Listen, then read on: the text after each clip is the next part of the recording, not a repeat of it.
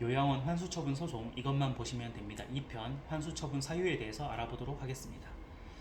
요양원에서 환수처분을 당하는 사유는 몇 가지 법으로 정해져 있습니다. 첫 번째는 정원 초과, 두 번째는 인력배치 기준 위반인데요. 이 두 가지가 핵심적인 환수처분 사유라고 볼 수 있습니다. 그러니까 법률상 전문인 배상 책임 보험 미가입도 있는데 이거는 첫 번째랑 두 번째 연계해서 발생하는 경우가 대부분입니다. 그래서 정원 초과와 인력배치 기준 위반 이 두 가지를 살펴볼 텐데요. 첫 번째는 이제 정원 초과로 인한 환수처분입니다. 요양원은 규모에 따라서 정원 숫자가 법으로 정해져 있습니다. 그 숫자에 따라서 인허가를 받고 운영하기 때문에 반드시 정원을 유지해야 하는데요. 그런데 간혹 요양원에서 급여를 더 받기 위해서 정원을 부풀려서 청구하는 경우가 있습니다. 만약에 고의적으로 했다면 당연히 환수를 당하는 게 맞습니다. 하지만 많은 경우에는 요양원에서 정원을 잘못 계산해서 억울한 일을 당하는 경우가 많은데요. 이렇게 정원을 잘못 계산해도 환수 처분을 당하게 됩니다. 정원 계산은 노인장기요양보험법과 노인장기요양보험법 시행령, 시행규칙, 그 다음에 보건복지부 고시에 있는데요. 이 해석이 매우 복잡합니다. 현재 입소자 수를 계산하는 것뿐만 아니라 외박 사망으로 인한 퇴소자를 계산해야 되고 이 대체하는 특례 입소자를 한 번에 계산해야 하기 때문인데요. 그래서 일반 입소자와 특례 입소자를 잘못 뒤섞으면은 자기도 모르는 사이에 정원을 초과해서 급여를 청구한 게 돼버립니다. 그래서 여기서 정원이라는 건 물리적으로 존재하는 인원과 다른 법률상 규범적 개념입니다. 자, 보건복지부 고시, 그러니까 장기요양급여 제공 기준 및 급여 비용 산정 방법에 관한 고시가 있는데요. 여기에 자세한 내용이 있습니다. 그런데 이 표를 보더라도 정확히 어떻게 계산하는지 쉽게 이해하기 어렵습니다. 그래서 많은 요양원에서 이 고시를 붙들고 공단에 질의하면서 해결을 하지만 잘못 계산해서 환수 처분을 당할 위험은 고스란히 요양원이 부담하는 게 현재 현실인데요. 그래서 만약에 정원 계산을 내가 모른다라고 하면은 급여를 청구하기 전에 반드시 공단에 질의를 하고 그 답변 받은 근거를 남겨둬야 합니다. 그래야만 이 소송 시 증거로 쓸 수가 있는 건데요. 자, 어떻게 잘못해서 요양원이 정원 초과를 했다라고 하면은 그 환수 처분을 얼마 받을 거냐 이 비율도 법으로 정해져 있습니다. 바로 정원이 초과된 비율에 따라서 급여 비용을 감액하게 되어 있는데요. 만약에 요양원이 정원을 초과했는데도 감액하지 않고 정상 급여를 청구했다면은 감액 비율만큼 환수를 당하는 겁니다. 예컨대 정원 초과 비율이 5% 미만이라면은 급여 비용 산정 비율이 90%가 되고 정원 초과 비율이 5% 이상 10% 미만이라면 급여 비용 산정 비율은 80%, 정원 초과 비율이 10% 이상이라면 급여 비용 산정 비율이 70%가 되는 게 고시에 정해져 있습니다. 주의할 것은 정원 초과는 이따가 말씀드릴 인력 배치 기준 위반과도 연계해서 환수 처분이 일어날 수 있습니다. 왜냐하면 정원 초과 비율만큼 한 명의 입소자가 받아야 할 인력 케어를 못 받았다는 그런 논리에 기초하기 때문인데요. 예컨대 우리 요양원 20명 정원에 5명의 요양보호사 케어를 그동안 받아왔는데 한 명이 정원 초과가 돼서 21명이 5명의 요양보호사 케어를 받았다 라고 하면은 원래 한 명당 20분의 1만큼 케어를 못 받았다 이런 사고에 기초하는 겁니다. 그래서 요양원에서 정원 초과 한 명이 되면 정원 초과뿐만 아니라 인력 배치 기준 위반도 중복해서 발생할 수 있습니다. 자, 정리하면은 요양원이 환수 처분을 당하는 첫 번째는 바로 정원 초과로 인한 환수 처분입니다. 설령 사회복지사 같은 담당자가 실수했더라도 대표가 책임을 지게 되는데요. 만약 정원 초과로 환수 처분을 당했다면은 혹시나 공단이 계산한 방식이 잘못되지 않았는지 조금이라도 억울한 부분이 있다면 환수 처분 취소 소송에서 밝혀야 합니다. 공단이 하는 처분이라고 해서 항상 정확하다고 착각하실 필요는 없습니다.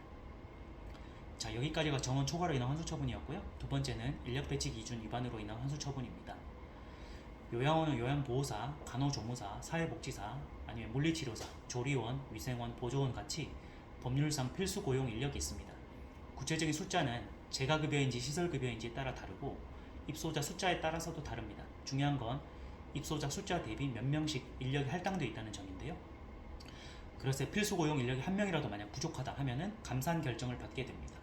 이 감산 결정이란 말 자체가 정상 급여를 받을 수 없다는 뜻인데요. 그럼에도 요양원이 정상 급여를 청구해서 받았다면은 감산 부분만큼 환수 처분을 당합니다. 물론 고의적으로 숫자를 부풀려서 받았다면 환수 처분을 당하는 게 맞는데요. 하지만 많은 경우에 숫자 계산이 잘못됐거나 실수로 누락하게 됩니다.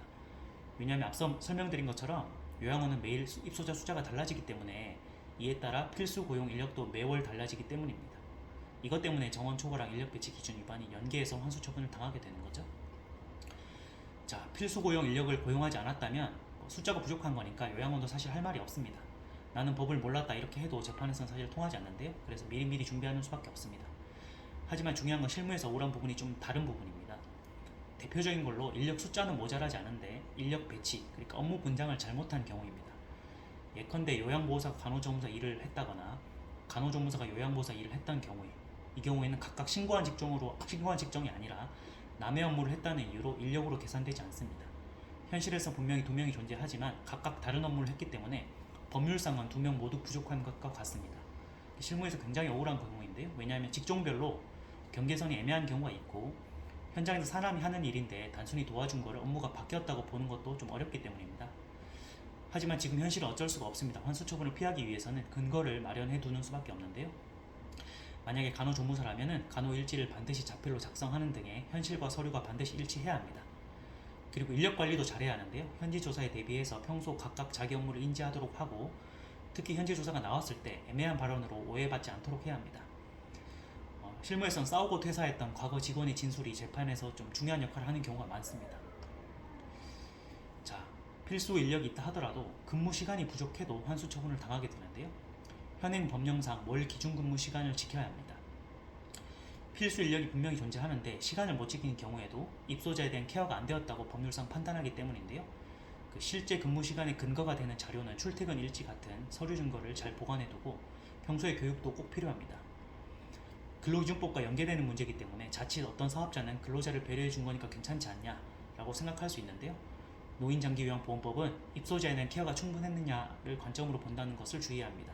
그래서 포커스는 근로자가 아니라 입소자 어르신에 맞춰야 하는데요. 같은 이유에서 사업자랑 근로자 간에 합의했던 선년차가 적법하냐 불법이냐 이 문제가 현재 소송에서 다투어지고 있기도 합니다. 자, 정원초과랑 마찬가지로 인력 배치 기준 위반도 그 위반 정도에 따라서 환수 금액이 달라지는데요.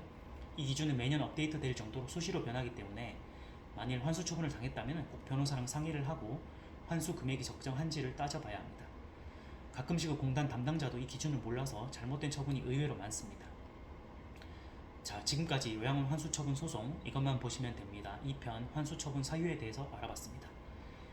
만일 환수 처분을 당했거나 환수 처분 위험이 있는 요양원이라면 제가 알려드린 내용을 참고해서 우리 요양원이 어떤 사유에 해당되는지를 반드시 봐야 합니다. 더 좋은 건 변호사의 도움을 받는 거죠. 그래서 다음 편에서는 요양원 환수 처분 3편, 환수 처분에 대응하는 법, 환수 처분 취소 소송에 대해서 알아보도록 하겠습니다.